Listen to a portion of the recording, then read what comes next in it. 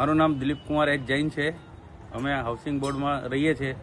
અમારા હાઉસિંગ બોર્ડમાં સુભાષ સર્કલથી શનિદેવના મંદિર સુધીમાં જે નવું રોડ ગવર્મેન્ટે કે સરકારે કે મ્યુનિસિપાલિટી જે બનાવ્યું હતું એ બનાવ્યું બહુ સારું છે, પણ એના ઉપર જે ડામર નાખવામાં આવ્યું હતું એ અત્યારે અમદાવાદની 40 ડિગ્રી ગરમીમાં બી એ બધું જ ડામર ઉપર આવી ગયું છે। એમાં ચાલતા ફરતા ચંપલો ચોટી જાય છે, બૂટ ચોટી જાય છે, અને નાના છોકરાના ચંપલો તો ત્યાં ચોટીને તૂટી જાય છે।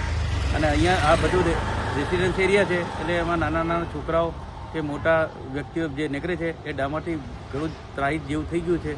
માટે અમારી વિનંતી અને સલાહ એ જ છે કે આ જે ડામર નીકળી ગયું છે એના ઉપર કાળી માટી અથવા તો રેતી એ બધું નાખીને વ્યવસ્થિત કરે તો જેના લીધે આ નવા તાપમાં કે 40-45 ડિગ્રી તાપમાં કોઈ એક્સિડન્ટ ના થાય, કોઈને ઈજા ના થાય, કોઈને હાડકા વળગા ના તૂટે।